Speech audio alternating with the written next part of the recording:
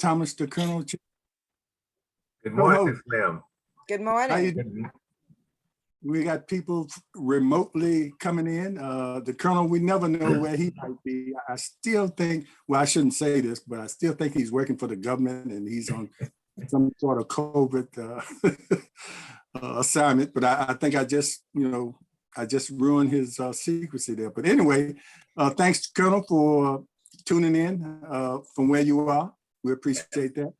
And we have a very special guest this morning with us, a reoccurring guest, both of them, Dr. Bruce Copeland and Dr. Ernestine Duncan. And I just mentioned earlier how far these two go back with the Seven Cities program. When I was doing it solo, we were in a building on Church Street where we had to be there at 6 during those days. And sometimes walking in there was an older building. We had to step through water to get to the studio, but it didn't hinder our conversation and what we had to share with the public.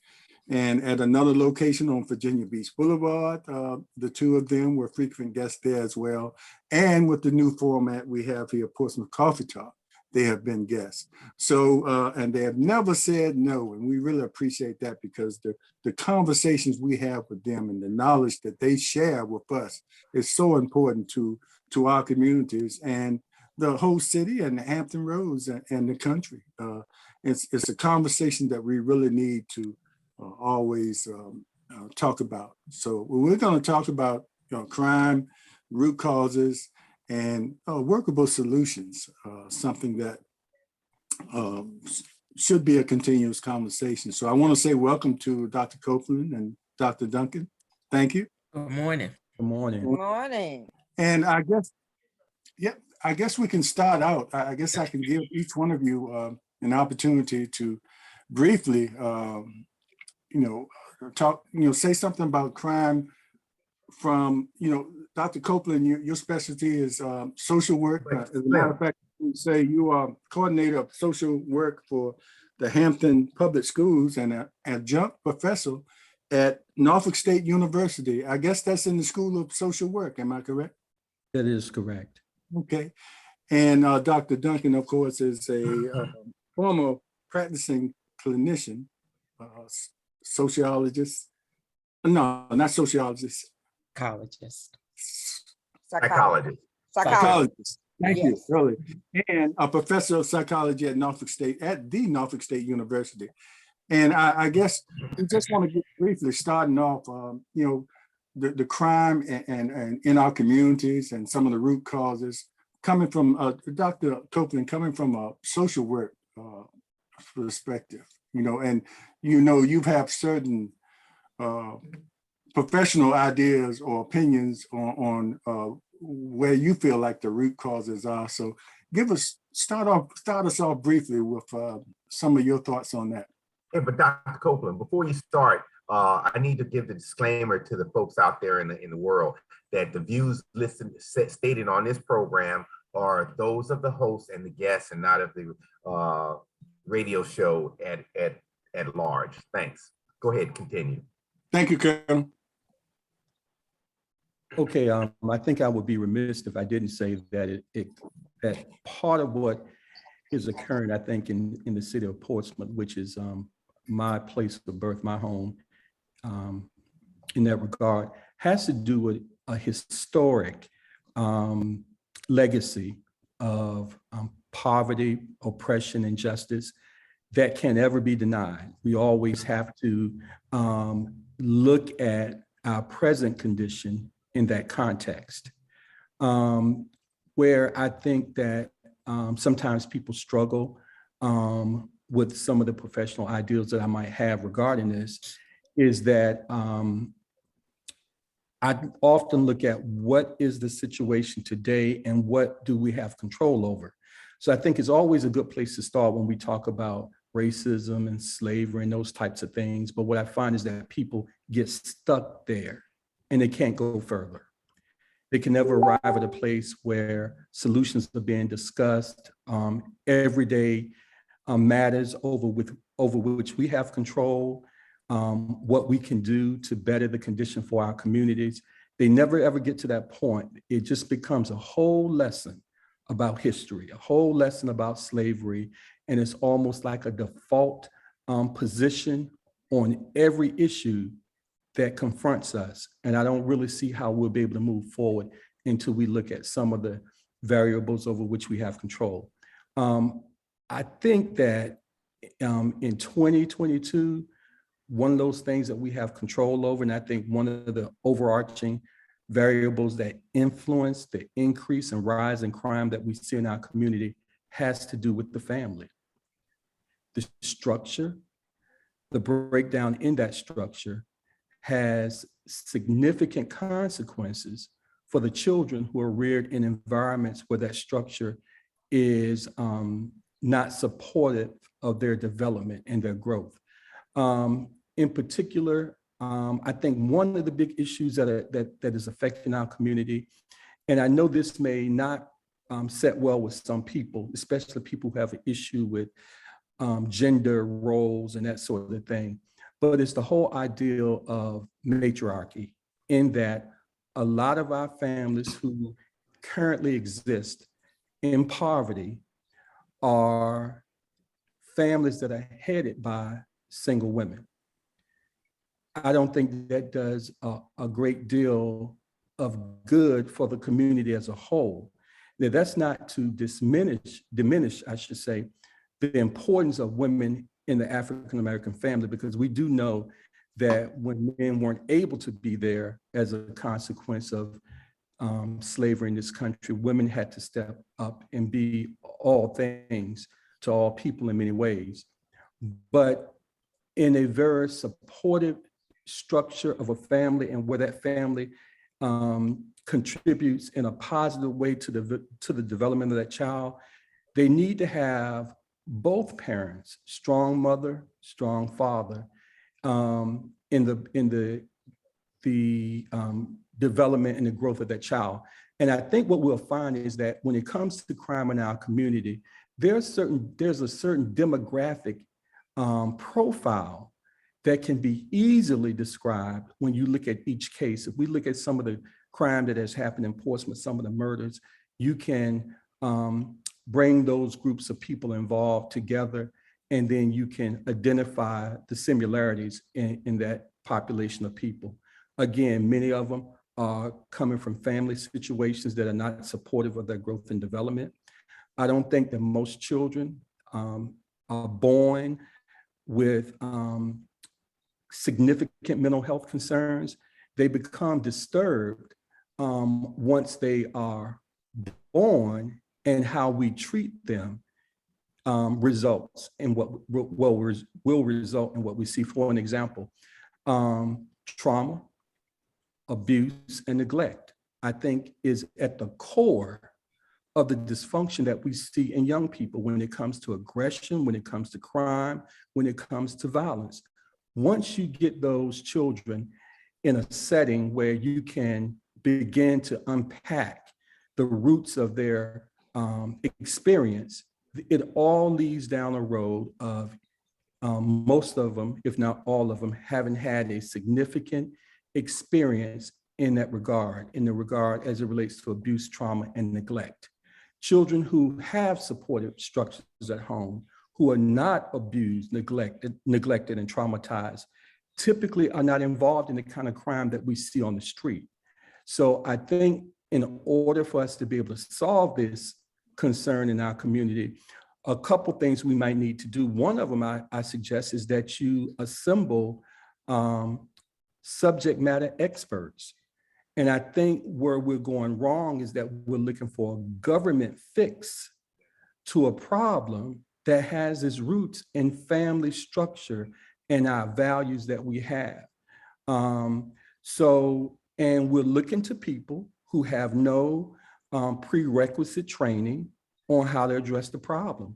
Just because someone holds a title or position in leadership in our government, that does not mean that they're a subject matter expert. These are social and behavioral health concerns that need to be addressed by those particular persons with the knowledge to be able to help formulate a plan to see that these things are reduced. So I think that's where we're falling short, because we're looking to the city council to solve social problems.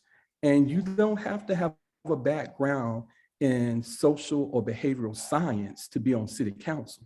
You could be anybody. So you're looking to people for solutions who really don't know. They feel compelled and pressured to do something to silence the dissent. But when it comes to real life answers, they don't know. The police department doesn't know. The city manager doesn't know. I was looking at one city council meeting where they said the city manager came to our house and held us and cried with us. And all of that is good PR, but it's not a solution to what's going on in the community. And I have not seen yet where the leaders of the city would bring together subject matter experts to help solve this problem. They do it for everything else. If they're going to choose a new city manager, they'll hire a firm that specializes in selecting people for that position. So why would you have this kind of problem in Portsmouth? To the degree that it's said from my research that Portsmouth has one of the highest crime rates of all cities in America. On the top 100 cities of violent crime, Portsmouth was ranked in that top 100 of all cities in America. So in Portsmouth, the crime issue is a crisis, and it should be addressed as such. You cannot have people who don't know what they're talking about assembling panels of people with titles, but not the knowledge to address the problem. Gun buyback programs won't address the problem. All these other bright ideals that we have, recreation centers won't address the problem, because at the end of the day, there is no adequate substitute for a strong family. So the goal should not be to supplant family responsibility.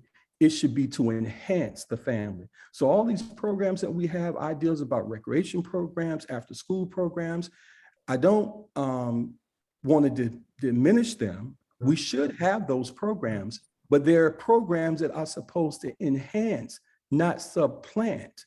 The government should not supplant a parent's responsibility. So we have to strengthen families in our community. That is going to be the key. We have to strengthen families. And many of you, even those persons on this panel today, most people I would assume are parents. Most people have had success with their children. Basically, their children aren't committing violent crimes. And if you ask them, what was the key? It's the quality of the parenting that they received that made the difference. And the last thing I'll say, and maybe Dr. Duncan will probably be able to say a lot more, is that once I was presenting at a conference regarding mental health, and someone asked, it was about Black men and mental health. Well, what are the protective factors? And what I explained to them is that your family is your most valuable protective factor. The stronger that foundation is, the more likely you are to not be a part of the violent crime that goes on in the community. You're more likely to go on and do those things in life that most people would expect of their children. So there is no strong community if the community is made up of weak families. We have to strengthen families. And I think Portsmouth demographically, in terms of the socioeconomic status, the high rate of poverty in the city, is symptomatic of what's going on. Portsmouth has to focus, in addition to the social services perspective or lens through which they operate, they have to focus on economic development. You want to have a mixture, a diverse community of those who are middle class, along with those who may be working their way out of poverty into the middle class. But you can't have the kind of safety and success for your city if it's predominantly made up of individuals who are struggling socially and economically with no path forward, no way to get out. And the key to that is education, of course, because most of us here today understand that we've been successful because of education. And so we do have to educate our children. So our schools in Portsmouth have to be strong, and we have to be producing the best and brightest. And then we have to strengthen our families. Well, Dr. Duncan, and thank you, Dr. Copeland. That's almost the whole show there. that was a mouthful. But Dr. Duncan, and coming from Dr. Copeland, you know, he's a social worker professional. And with social work and psychology is sort of related. Well, not sort of, but is related. And with you being a professor of psychology and a formal clinician, psychology is the study of human behavior. Give us your opening statements or opinions or professional opinions on our subject today. So I agree with very much of what Dr. Copeland has shared already.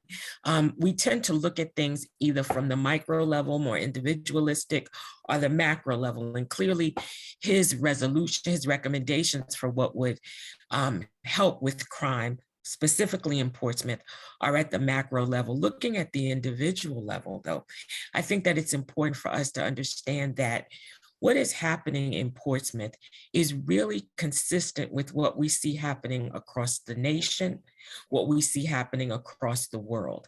There is a decrease in civility.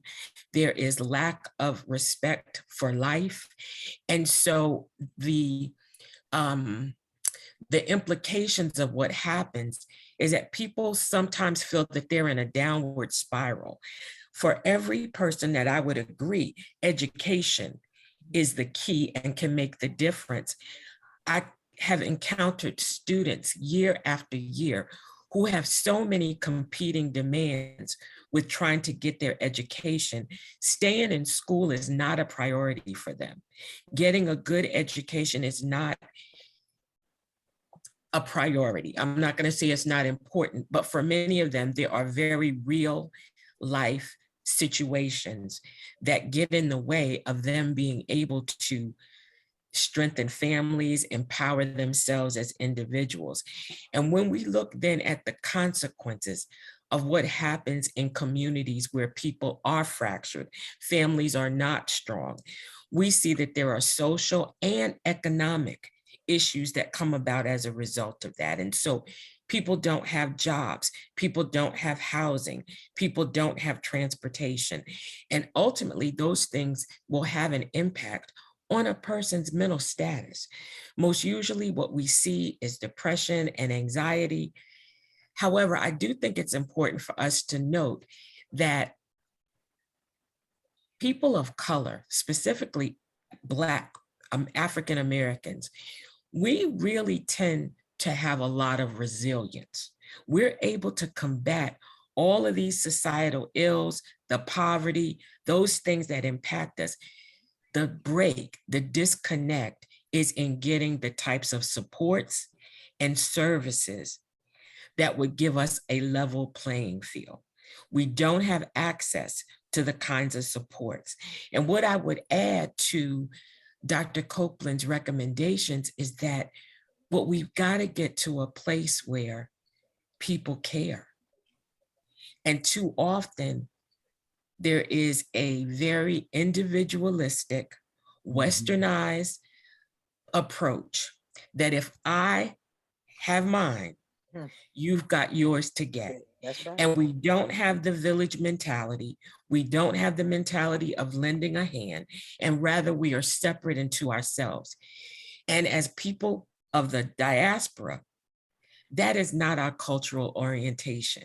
We are collectivists, but we've adopted these mainstream ways of being, ways of behaving, and it has been to our detriment. It has been to our physical detriment. It has been to our mental detriment, emotional detriment, and our spiritual detriment. So I believe that we need to strengthen families, but I believe it's bigger than that. We cannot rely on those who do not care for us, those who are mimicking historically that they are predatory to Black lives. They are predatory to people that are different than they are. And so we have to get to a place where we adopt our cultural values, our traditions and we exercise them in a way that will strengthen us individually, which then will strengthen us in families and then ultimately strengthen our communities. Co-host? Yeah, while we're talking about this subject, let me put a plea out to those that are out there listening. If you are out there listening to us today, and I hope you are enjoying the program, if you'd like us to continue this, we need your help. And if you can send a honorarium or a donation to Portsmouth Coffee Talk, P.O. Box 7664, Portsmouth, Virginia 23707. And we also have a Cash App and other ways to send donations into it. And Slim will tell you that. But I will go back, and I had one comment here that Dr. Copeland talked about, and I think he said something about the government is not the solution. What is not the government is not the solution, but they should be a part of a holistic approach. We have to, yes, we do have to improve or strengthen our families, and it's not going to be a overnight kind of thing that we can do this. But as far as the government goes, and we look at all from the federal to state down to our local governments, the policies that they put forth have been have a real effect on how the families can stay together, or we break the families up. In case in point, we talk about poverty, and say I'll use Section 8 housing. The policy is you can't have that other male family, a male figure in there for that woman to get assistance to take care of her kids. So he has to either sleep there at night and run in the morning when the inspector comes, or just be out there somewhere else. And that's a policy that, you know, needed to be looked at for decades. And the other thing too is we look at our policies for say our prison population, which is across the nation. That is a modern day slavery piece, because once you're in the system, you get tagged with a felony, and then basically you're done. You can't get a state, federal job. You can't even, probably after they do a police check, you can't work at Burger King unless they have a return to some of the programs, for ex-felons to come work in my facility. Reentry type program. Reentry program. Mm-hmm. Unless I get this stuff expunged. So, but those are the policies that have been heaped on us, and you can look at the statistics and say as a people, in a percentage, get more of those felonies put on us than the other populations are. And I look at the January 6th incidents and where a certain population tried to overthrow the government. They beat up the cops. Killed the cop. And they are getting a slap on the hands with no felonies, no prison time. Most of them, 98% of them not getting anything. But if I go downtown and I see, and if I even think that I'm going to touch a cop, I'm going to, if I survive. If you survive. If I survive. Well, let me say, then I'm going to get real time. So yes. So what say you? Let me say this. What you just described is 110% true. Yes. This is the counter to that argument that I suggest to you, that it has always been injustice, inequality, and if we're waiting for it to be repaired before we do what we have to do to protect and build our own families, we're going to be waiting a long time. Yeah. Example is this. Regardless of the structure of the government or the injustice that exists, because I think that people sometimes may hear or think that I'm saying that those issues are not real, or that I don't see them, because I do. But you have control over how you structure your family in this regard.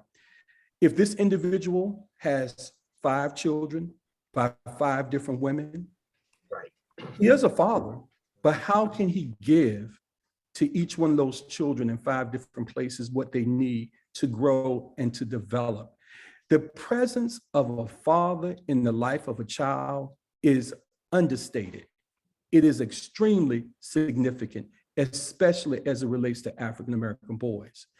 They provide the authority and the discipline needed to help be that protective factor that keeps them from gangs, that keeps them from the streets. Many of these individuals that we find who are committing the kind of violent crimes that cause all of us to be fearful, because whether you live in the community or not, you're still at risk. I have a young adult son who I do worry about what could happen on the street for him just going about his daily business. Someone who's not out there committing crimes, but could be the victim of crime. So we all have an investment in wanting to see this thing change. But just like we're talking today, it goes right back to us talking about the government is not doing this, and slavery, that, and on and on and on. We never get to, okay, all of that is true, but what are we gonna do to make our communities better? If they don't make it better for us, what are we gonna do to make it better? Because they've already communicated to us in more than one way. They don't intend to do any more than what they've already done. So we can't wait on them. So someone has to work with these young men, and we have to start breaking the cycle through education. Number one, education is vitally important. There was, I don't know if many of you remember when Tavis Smiley used to have these things that would come on every year. He had all the heavyweights in terms of African-American leadership. And Tavis Smiley did a book called Covenant with Black America. It was a playoff of Newt Gingrich's program with Covenant with America when the conservative revolution came through the country. But in his book, Tavis Smiley indicated that education is the most reliable way for African-American people to move from poverty to middle class. The kind of violence that we're seeing, they're not middle-class children killing, and they're not middle-class children being killed. Because if they were killing white children and middle-class Black children, somebody will have a solution right away. But as long as they're killing each other, people don't feel the urgency of now. They feel like it doesn't affect me. So there's a common demographic among the population of people. So one thing that we can do, if we say that poverty is one of the root causes of this crime and violence, then the question becomes, how do we move people from poverty to middle class?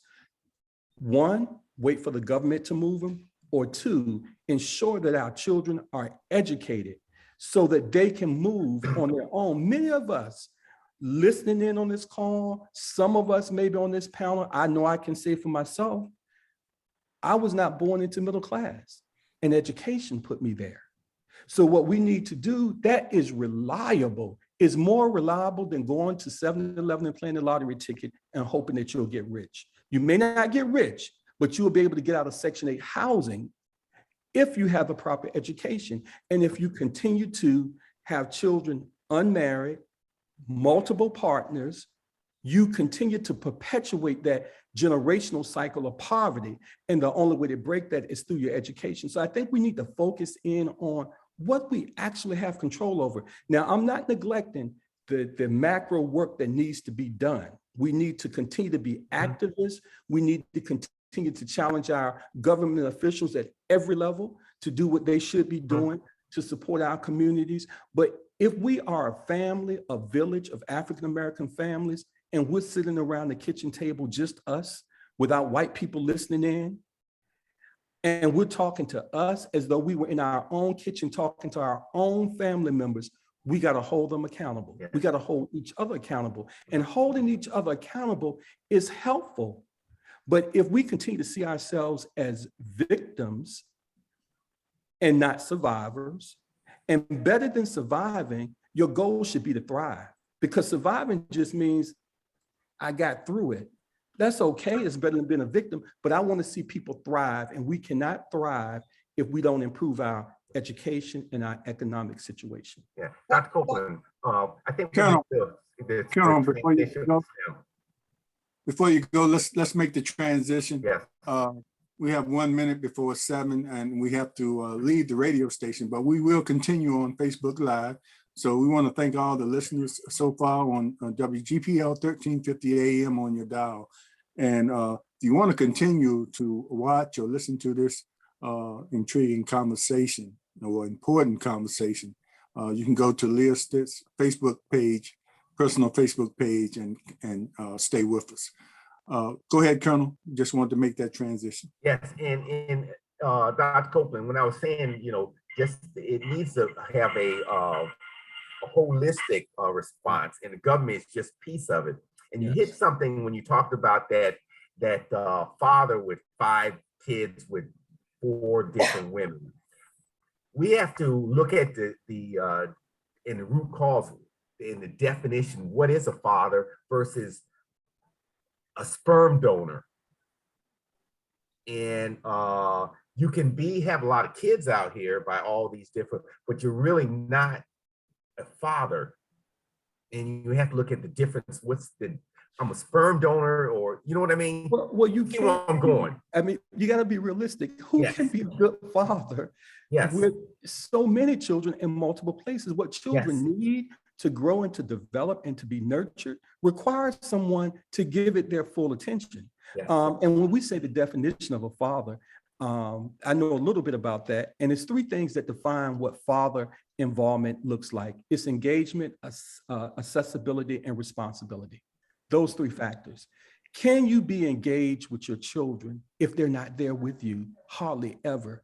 Can you be responsible? Maybe if you have a whole lot of money and you can get some help. But typically the persons who are operating in that lifestyle, they're not responsible. And can you be accessible? You can't be there because they're in multiple places. So if we want, and I tell you this, and this would be a quick fix if I had all the power in the world, you give every one of these young Black men a responsible, engaged, and accessible father, and watch crime just about disappear. Yes. Okay, we're not acknowledging the family and what we're doing to ourselves. I will acknowledge for everybody what the government has done to us. They've been doing it since we've been here, since the first slave ships arrived, and they're not willingly giving up any of their maltreatment of our people. They're not willingly giving it up. Whatever we've gotten from them, we had to make them give to us what we deserve.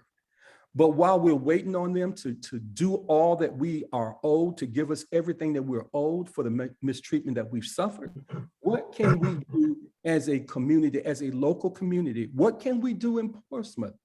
And we are accepting less than excellence from our people. And when we talk about it and have courageous conversations about it, then people get bothered by that. And I think that not around a bunch of white people, but around our own family members, around our own table. And just think about it in your own household. If you had someone in your household who was not being responsible, what would you do? What would you say? Would you talk about history, or would you talk about what they can do in the moment to make things better for themselves? Well, Dr. Copeland, I do agree that the idea family would be the husband and the wife in the family. I do agree that education is crucial. However, where do we go from where we are now? We know that it's not existing in many of the homes of these children who are committing the crimes. We know that education is not a priority to many of these children who are committing the crimes. Where do we go from here to, okay, we're not going to be able to make these families overnight. We're not going to be able to get this educational piece in place overnight. Where do we go from here to address those situations, to meet the needs of these young men, and got to take the place of the young women, because young women edge these men on to commit some of these crimes? What do we do now to address the situation that we find ourselves in with these young people who are out here not wanting to go to school, don't see any value in school at all. I go there every day. I meet with these middle school kids. I meet with these elementary school kids. They do not see any value in education at all. And we are just trying to figure out now, where do we go from where we are here now to improve the situation? And all of what you said is so true, but it's going to be a long time before we get back to that place where we have a family intact. You know, you got generation after generation after generation who are coming up in homes that don't have fathers. Generation after generation coming up in homes who do not value education at all. You know, but where do we go from where we are now? Where do we go? Yeah, it definitely won't be anything that happens overnight, because we didn't get here overnight. It took some time, and it won't be any one answer, one size fits all. I think it's layered. I think it's multifaceted. I think we need to take a macro approach. Like many people would often say, listen, we got to hold this government accountable. They owe us, and they need to deliver on what they owe us. But while we're working that end of the solution, we also need to have courageous conversations in the church. We need to see the school as more than just a place where you learn to read, write, and do math, because we have to teach everybody that walks in that building, regardless of their status. We teach the middle-class children, the children who live in poverty, and the children that have a little bit more than all of us. But if we have them for 6 or 7 hours a day, we have to make that environment more than just a place to learn how to read and write. We have to teach them those values. And one of the things that they're teaching in school now, I know in our school division we do, it's a big concept. To many people, it may sound simple, but it really is profound in that it could be something that anybody can benefit from when we talk about social emotional learning. When we teach children about self-awareness, self-management, decision-making skills, relationship skills, those kinds of things. These are the things that many of you in your child rearing years, you taught your children those things automatically. In a lot of families, we do that automatically, but with our families who are living in poverty, sometimes those things are not taught in the home. So we have to teach those things in the school. Again, like I said, I wish I could give you one answer to a very compound, complex problem, but I will tell you that if we can strengthen our educational institutions, then that has a direct correlation, I believe, to breaking the cycle of poverty. Because for every child that we can educate and admit, and I know there've been some talk in Portsmouth as well as about, oh, we need a vocational program, and that's great too. We probably do need that for students who will not go to college, no matter what options we put before them. But as much as possible, we need to help those children move on to either vocational, higher education, or some other type of career. So I really think that what we probably have more control over than the individual mom and dad is the educational institution, because this is what they do. They give us their children for 6 or 7 hours a day. Even the families who care the less, they still send their children to school. So what can we do in the school setting to make that a place where these values that we're trying to impart get instilled with those young kids, and it helps them to go forward in life? We might not be able to get into the home, but we can get into the school. We own the school socially and politically and economically. We own the school. And most of those children, the one good thing in our favor is that it's against the law not to go. So we're going to get children. What are we going to do with those children once we get them? We might not be able to save every parent that we want to save, but we should never give up on children. And once we have them for 6 or 7 hours a day, I would say just do whatever we need to do to help them. I want to ask. Yeah, I just want to say, if I could, I'd like to just reiterate again, individual accountability and responsibility. Because I think there are many parents who send their children to school because it is the law, because it is easy childcare. But when the students get there, we have to admit that there are teachers who are overworked. There are teachers who are underpaid. There are teachers who don't share the values that are going to get our kids, our students, where they need to be. For me growing up, and this was in New York, so you would think it might be a bit different, but the teachers were revered in our communities. They were allowed to parent us during those 6 to 8 hours that they had us. And they took great pride in their career, as well as the impartation of knowledge, social knowledge, academic knowledge. My daughter is a teacher now. She's a new teacher. And she began teaching during COVID. And the lack of response that she got from parents, because while we can empower our children in school, very much of what they have to do to learn, they do outside of the classroom. And if there is no reinforcement of homework, if there's an inability to assist students once they get home, then a lot of what happens for them in school is not as effective as it can be. To what extent are we as individuals willing to be accountable for, to take responsibility for, and yes, even sacrifice for? When I think about the Montgomery bus boycott and the fact that in 1956, for 381 days, people boycotted buses. How long do you think people would boycott that today? Wouldn't. So that shared collective responsibility that I am because you are. And if you are suffering and hurting and you are killing your brother, you are killing my brother. We don't take that level of responsibility.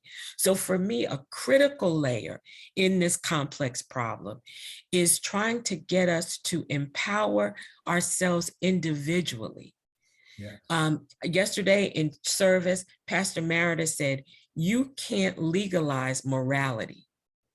You can't legalize disciplining children in a family. That has to come from the individual. We had parents who said, you are a Copeland, you are a Chapman, we don't do that. And they held us accountable to that. And today, for some reasons valid, like families are working, parents are working, they're working so many hours, they can't attend. But those kinds of accountability measures are not in place. And I think that yes, we need to educate our children. Education is an equalizer. But if the teachers in the education system don't have the values, if they're not equipped to be able to deal with the kinds of things that are coming in the classroom, kids come to the classroom hungry. They come without having had sleep. They come having been abused. No. Who's taken where does it start with the individual responsibility that will then allow us, I think, to get to the next level, which is then to educate, to empower. It has to start, each one of us has to take the responsibility to hold ourselves accountable and to hold each other accountable. And I don't see that we are willing to do that as a community anymore. And Dr. Duncan and Dr. Copeland, and when you have kids who tell you at 13 years old that they don't look to live to be 19 years of age, when they tell you that it's easy for me to shoot someone who looks like me because I don't like me, I don't like who I am, so it's easy for me to shoot somebody who looks like me, you know, who has no respect for life at all, who have no respect for anybody in life at all. Once again, where do we go? You know, where do we go? I know that Mayor Glover has pulled together the Harvard Bloomberg study in the city of Portsmouth. And somehow or another, I would like to have you two involved in some kind of way, but he pulled people from different governmental entities together. And for the school system and for the children and for the parents. We've been having sessions where we come together, we talk about those things that are taking place with these children. And trying to bring the children to the table too, to get some input from them, as well as getting input from the parents. But it'd be something I would truly like to send some information out to both of you, because with the information that you're giving on today, it's certainly information that should be used as they pull together this Harvard Bloomberg study on youth violence in the city of Portsmouth. Mhm. But it's just kind of disheartening when you talk to middle school and elementary school kids who have access to a gun, who are being mentored by the children of the streets, you know, and whose parents are not really in the home. These kids are feeding their younger brothers and sisters, getting their younger brothers and sisters off to school. We have kids who tell us that we don't go outside, Miss Stiff, because if we go outside and something goes down with the gang, if we are not in with the gang, then they come for us. You know, I mean, you got children who, one kid said he was walking from the sportsplex and someone told him, said, man, you're lucky because I thought you were somebody else. You were almost dead. So the kid doesn't want to go back to the sportsplex again, you know, so we're in a very, and like you said, it's not just in Portsmouth now, it's all over the nation. This is going on with these young people. But where, you know, I just, where do we go? But you know, we have to have an urgency as a people around this violent crime, around these murders. I was talking to someone the other day, I think on the 4th of July, there were about 59 people killed in Chicago on that day. Mm-hmm. 9 of them, I think, were killed because of this Mass shooting. The mass shooting. Mm-hmm. But what got attention? The 9 people that were killed as a result of the mass shooting. The other 40 something or 50 people, it was ignored. Exactly. If we need to have the same passion about any African-American child killed by Anybody, that's one right. of his own people or someone from another race, the way we do when the police shoots one. Now, I guarantee you this, if a police officer shot a young Black male in Portsmouth today, they'd be marching. Oh, yes. Before the news came on. Exactly. You kill, if another black child kills another Black child, nothing is said. We just count the bodies. We continue to count and we record that was another one that was lost, but there's no action. Where is the action? Where is the passion? I always tell people this, and I don't say that all lives matter. That's not my slogan. My slogan is this, that all Black lives matter. Every African-American people whose life was ended tragically by another human being matters to me. Yes, it does. The ones that were killed as a result of police brutality and the ones that were killed as a result of another African-American killing them. As a parent, you're not going to comfort me by saying to me that the police officer didn't kill your child, another Black child killed them. That's right. The grief is the same. The grief is the same. Exactly. So why isn't the passion for stopping all of this violence toward our people the same? If we were to march for the violence in Portsmouth or the violence all over this country, like we did when George Floyd was killed, we might be able to make a little bit more progress. It's almost like we see these young people dying every day and we just count the bodies and we keep moving. What is it going to take to bring the outrage to the community about this violence? And I just don't see it having the same attention. We have to have a passion. And one thing that Dr. Duncan was saying as well is about the schools. I'm thinking that she might agree that one of the things that we also need to do is that we have teachers, but we need mental health professionals in the school, psychologists, social workers, and we need them in the numbers that matter. where a difference can be made.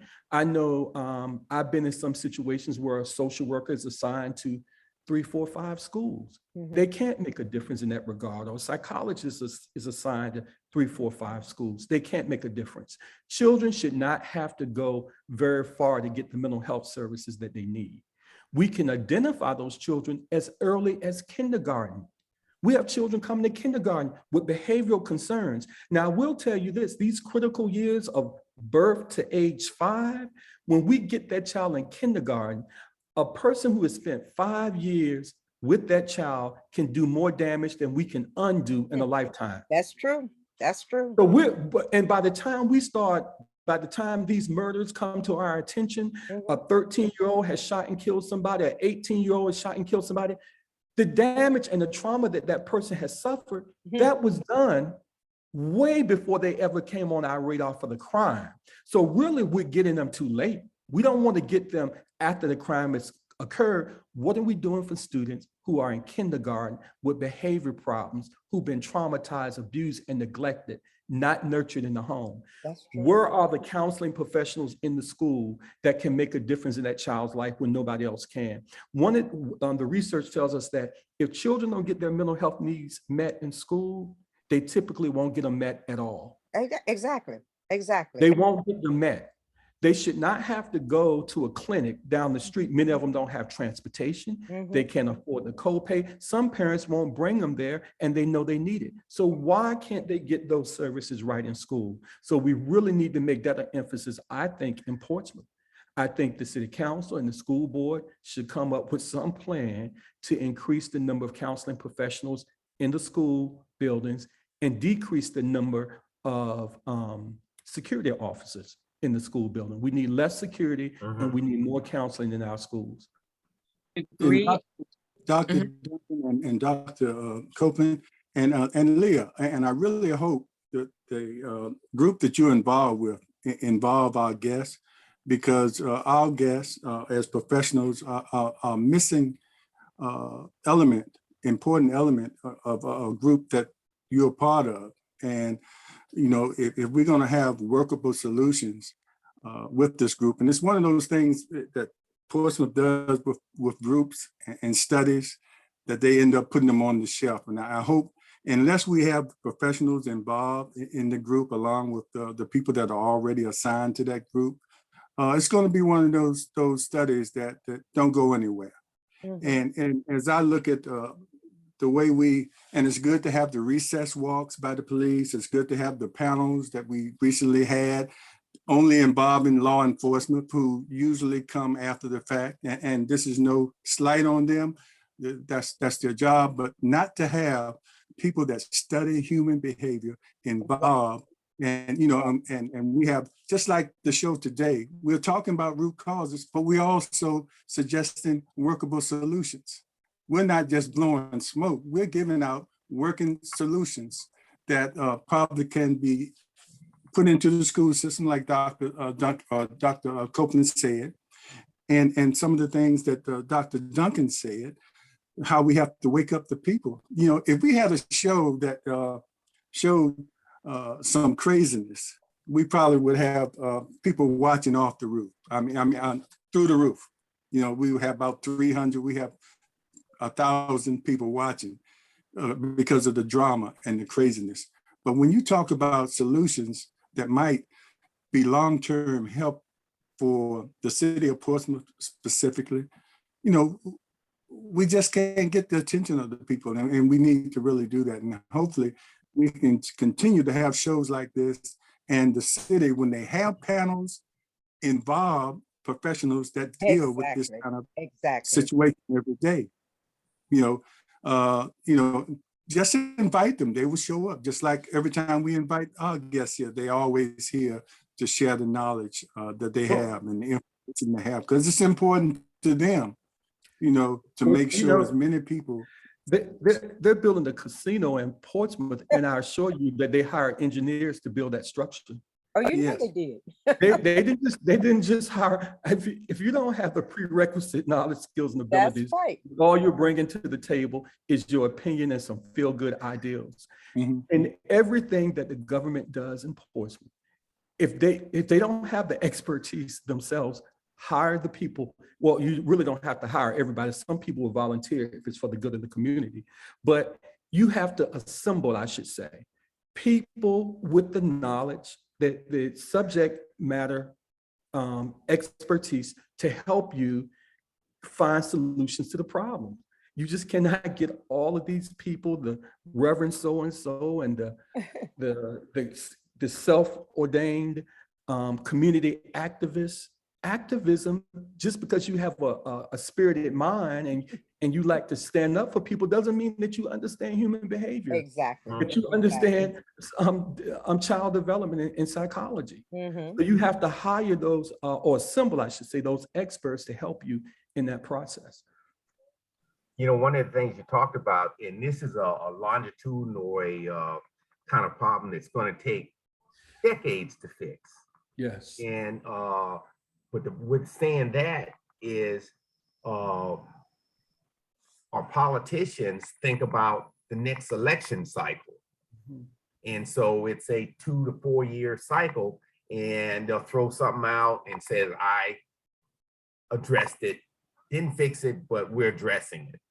And we'll do a study, it'll lay on what I always said, it's like a dissertation. It's research is going to sit and lie in state in the library. What are you going to do with it? And so we need actions. But we as a people have to hold our politicians accountable. And yes. And you can't hire and fire yourself your way out of a situation. Amen. Yeah. Amen. And, And you know, amen.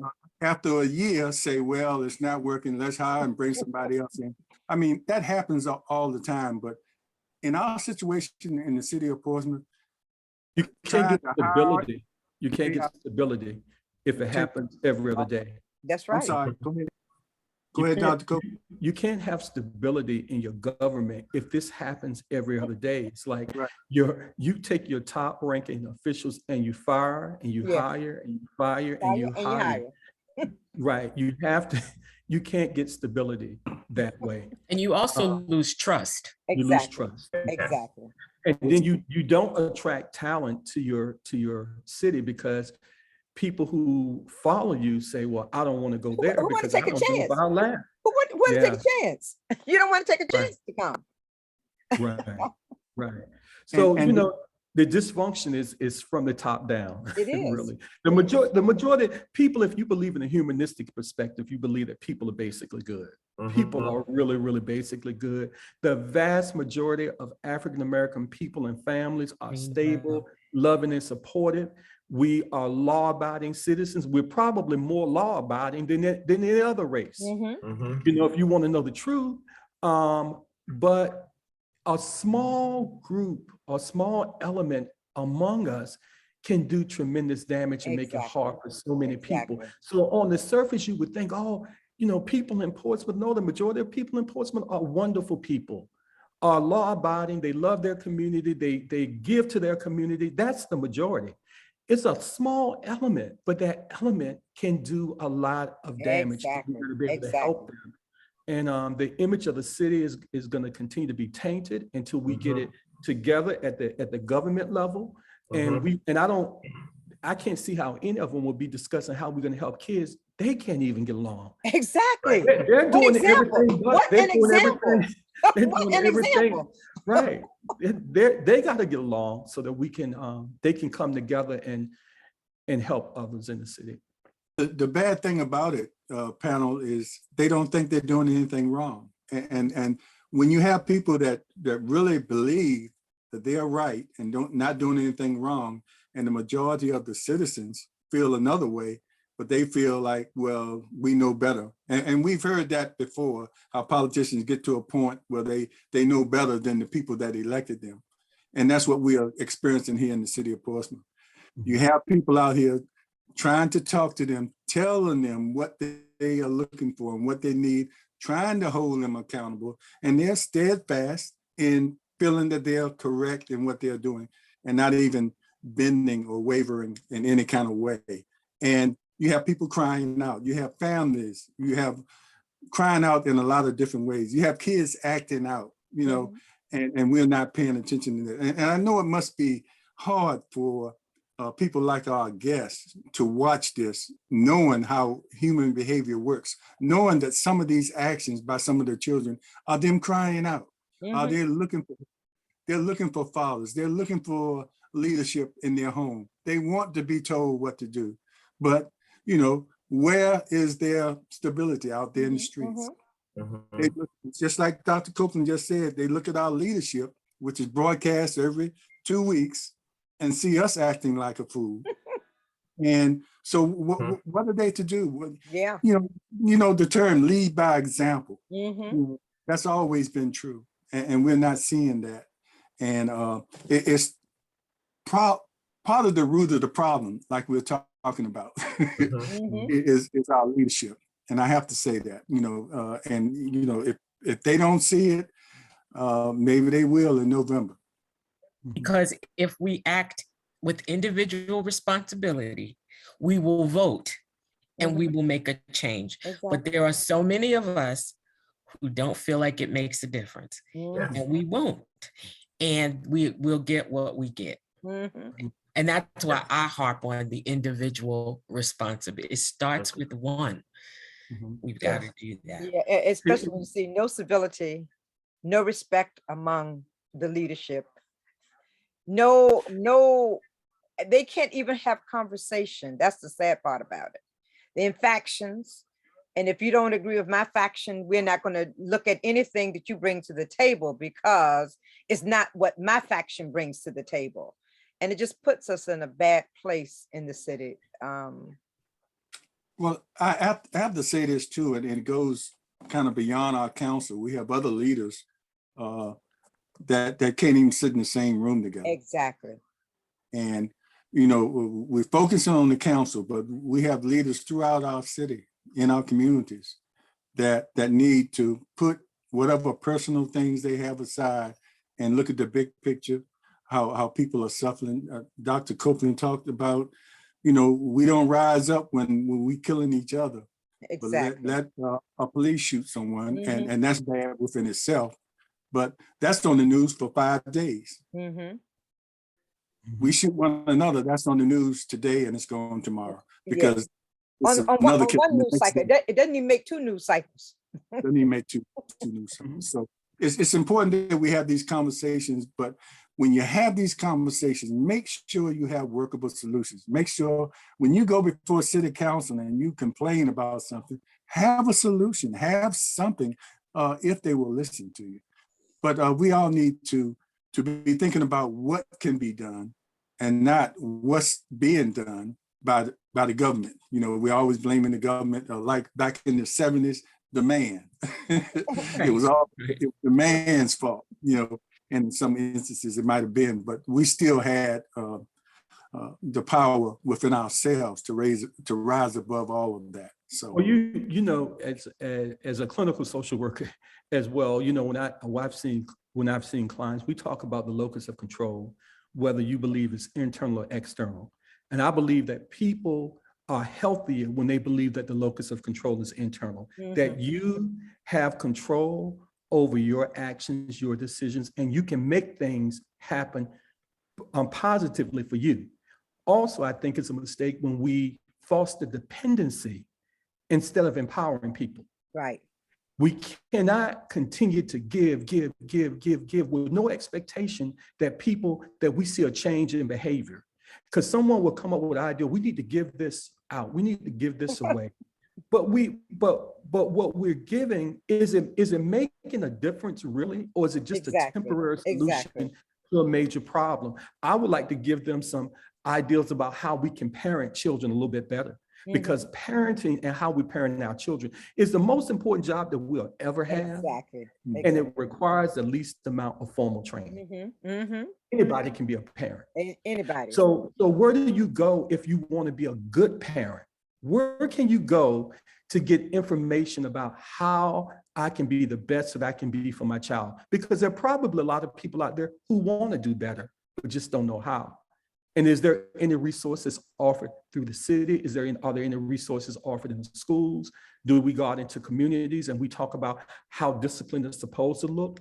based on the science and the research. I always say that we have to be less emotional about our decisions, and we have to let the science, the data, and the research guide us on how we're supposed to do things. A lot of things that are done in the city are done off of emotion. When you see it on city council meeting, they're yelling Exactly. and they're fussing. That's all emotional. What does the science and the data tell us about what's happening in Portsmouth? Where are the numbers? Where are the demographics? And then are our solutions research-based solutions, evidence-based solutions, or are they just feel-good ideas about what we can do? Because I heard that I was listening to the last council meeting, they said, well, I'm behind anything for recreation centers. These kids need recreation centers. The kids that are out there killing one another, they're not Thank really you. going to a recreation They're center. not going to go to the recreation center. And if all it took was a recreation center, we should build one on every block, but that's not what it takes. The problem is more, but you got to understand that certain times people's knowledge about what's needed, it plateaus, it goes to a certain level and then it drops off. They don't know anymore, and they only tell you what they know, and they repeat what they know, and then they can't go any further. Exactly. That's when you go to the experts. That's when you go to experts. Well, actually, you should start with the experts. Especially when you get into certain subject matters. You know, you shouldn't try to proclaim to be a sociologist or a psychologist or whatever. You know, go to the experts. You know, your forte is policy making, but you need experts to help you even do that. So hopefully some of them are watching. I don't know. Well, I think it's going to take November in order for us to move forward, because I think some of the people we have in place are locked in their thoughts of how to run the city government, and it's not going well, in my opinion. Yes, and they've made a bet that people won't go to the polls. They'll express their anger. And I always said, when we go out to protest, if you did a informal survey of all those folks that are marching because of some kid got killed for police violence or whoever they're or black on black crime, a murder. If you did an informal survey, less than, I'd say 25% of them folks out there will go to the polls, because our numbers, you know, we have the worst participation rate for voting in probably in the state of Virginia. And then, so how do you, what is the sense of giving away your only power by staying home on election day? It doesn't make sense.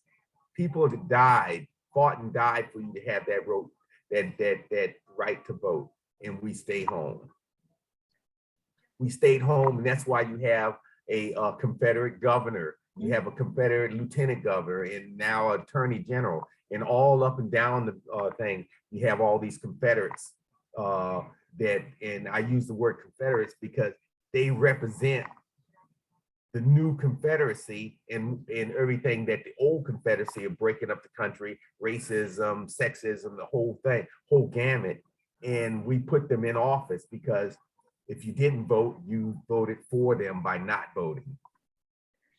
And so that is my political piece right there. I just had to get that off my chest.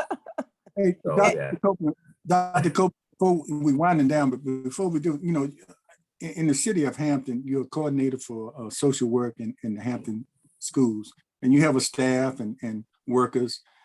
Do you know if we have anything like that in the city of Portsmouth that's directly related to what you do in Hampton, as far as the school system here in the city of Portsmouth? Every school system, I'm surprised it's not known to everybody. Yeah. Every school system, well, I can understand why, because it's not something that's talked about often. But every school division in Hampton Roads, all schools have a school social worker and a school psychologist. Exactly. The only thing is that they're not often assigned to one school building, they're assigned to multiple buildings. So they're under, the schools are under resourced in that regard. there probably should not be any more than one person assigned to one school building because the needs are great. So for an example, if the city council can't solve everything, but one of the things that they can do, they can make policy, they can allocate funds. They allocate, fully fund your schools to the degree that the schools have enough resources that they can say, the problems in Portsmouth are so profound, so urgent. We're in such a crisis that I want a social worker in every one of my buildings all day. So how many more people do we need to hire to make sure that happens? That could be one thing they could do. The same thing with the psychologists and any other person that's in the mental health arena that can be a resource for students in that building. Because like I said, again, those students, if they don't get those needs met in school, they won't get them met. They would not get them met. So we need to bring the resources into the schoolhouse for those students. I consider it a blessing to be able to have every child in the city of Portsmouth under the supervision of hopefully caring people for 6 to 7 hours a day. There needs to be training in the schools to help teachers better understand the demographics, what it takes to be an effective teacher in an urban school environment, because Portsmouth is considered an urban school environment. And 80% of all teachers in classrooms across America, 80% are middle-class white females. Oh, yeah. So when you're in an urban school environment and you're bringing children into that school environment who come from a situation of poverty, because public education is based on middle-class values. That has to be acknowledged too. Middle-class children, Black or white, would do okay in public schools. Middle-class children. But poor children are entering into an environment that's based on middle-class values, and their values are those inherent in poverty.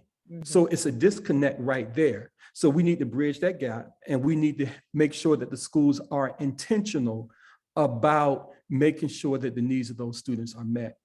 But again, I think what we can do in the near future immediately for a city is to do whatever we need to do to get the services to those people we think need them by bringing them and delivering them to the schools. And I heard that, I know that the city council fully funded the school system, and then it's up to the school board then. But then beyond that, I heard council members pushing for turf fields.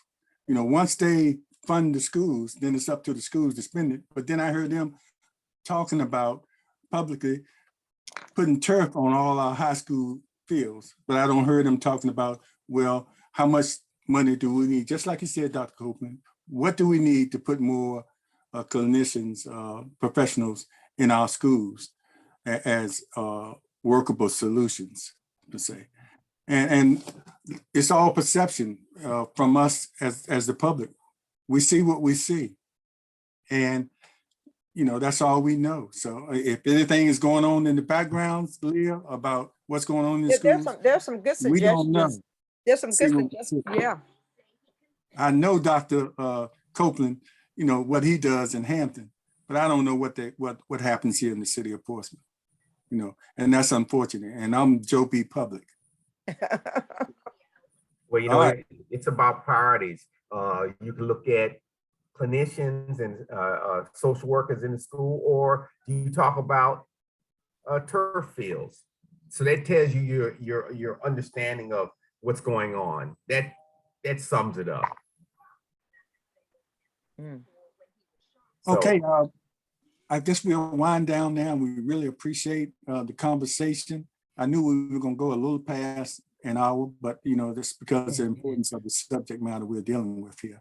And of course, we're going to have you back because we have to keep this type of conversation with solutions in front of at least in front of our audience, and hopefully people will share this and other people will see it, and we can move in the direction that we are getting from our guests. So we want to thank you. I don't know if the guests want to have a closing statement, and then our host can have a closing statement, and then we'll move on. I'll just say that I think it's really important to have these conversations, and that is why, as you say, I never say no. I think it's important for us to begin to have these conversations publicly, but we also need to have them, as Dr. Copeland has said, at our dinner tables. We need to have them when we're sitting on the bus. We need to have them, generally speaking. And again, I just want to reiterate the motivation, the catalyst that we need for people to be individually responsible. That's where it's going to start. The kinds of things that the Colonel is talking about are real. Why do you not vote? Well, in psychology, we talk about something called learned helplessness. And after a while, there is this phenomenon by which people don't do anything because they believe it's not going to make a difference. And as illogical as that may seem, it's something that's real and it's something that happens. And so the real challenge, I believe, is to get people moving, to get people motivated, and to get them to do something different. And then we could begin to see these changes on more of a systemic level. So thank you again for this opportunity, and I look forward to the next time. Dr. Bruce? Well, I thank you for the opportunity. I think I've said enough, and I agree with everything that Dr. Duncan has said today. Let me say, I am very pleased that both of you chose to come on this morning. And I think that both of you have given a wealth of information to those who are listening. We're getting quite a few comments on the Facebook page. So there are definitely issues that need to be addressed. And it does not need to be addressed just this one time. It needs to be a continuous method of getting information out there, because as a parent, there are quite a few who are just not hearing. Those who need to hear are not hearing what needs to be done. And so it is incumbent upon us to get as much information out there to the people, and maybe they can start the movement to make sure that the leadership is providing the things that they need in order for them and for their children to be successful. So once again, I want to thank both of you for agreeing to come on. I look forward to you all coming on again. We maybe need to have some regulars with the two of you, just addressing some of these issues that are happening in our city, and hopefully we can find some solutions. I will, of course, get with both of you in reference to the Bloomberg Harvard study. And I know that you have a wealth of information that you can provide to the group who's looking at youth violence and ways in which we can look at eradicating youth violence. So I thank both of you. I thank my coffee talk teammates. This has been a very enlightening conversation, and thank you both for coming on. And Bruce and I, we go way back, Dr. Duncan. We're pine cones. He probably doesn't want to admit he's a pine cone, but he is. No. I got it. We were pine cones together over at Dr. DeZort's facility in Portsmouth at the Pines Residential Treatment Center. Bruce and I worked there together many years ago. So, Yes. but once again, thank you both for coming on. And I do look forward to you coming on, because there are some major issues going on in Portsmouth that needs to be addressed. And it can't happen in one session. So we need to, I talked to my co-host, we need to kind of make this a regular thing so we can look at what's going on, so that we can address the issues in an intelligent manner as opposed to an emotional manner. So I thank each of you this morning for agreeing to come on and to discuss this issue, which is an extremely important issue. Thank you very much. Yes, and I'll echo that with what Leah said, and I thank both of our guests for coming on. I love the stimulating conversations in this all important conversation that we have. And I'll close by saying that we hope to have. I hope that the phones aren't broken from the four horsemen and city council, that they know who they are, that we've invited them to come on this radio show to address their issues and their solutions. But I know their phones are broken. So if they could send up a smokescreen, DeAndre and Mr. Glover, I know your phones are broken. Just let us know, just set up a smoke screen and then we'll get you on here so you can talk about your non-solutions. And so I'll end it there. Let me just say one thing before we go. Antoinette Chapman, who happens to be the better half of this Chapman on here now, she has suggested, and I think it's a great idea. Let's hear from the children. You know, it'd be great if we can get some children to come on with the both of you to address some of the issues and how the children view those issues. So I think that's that. Antoinette Chapman, I think that's a great suggestion. And from the mouth of babes often comes wisdom. So maybe Yes. we need to look at that, being able to pull together a few of the younger folks to come on with the both of you to talk about what's going on, because they may have some solutions that we have not even thought about. So I think that's an excellent idea. And in terms of the locus of control, many students feel controlled externally by exactly. parents and by administrators and people in their lives that they don't even trust. Exactly. I was fortunate to be a part of a community forum last month on violence. And there was a group of students that came from Norfolk. Mhm. And those students were very, very angry. They Mhm. were angry about a lot of things, and rightfully so.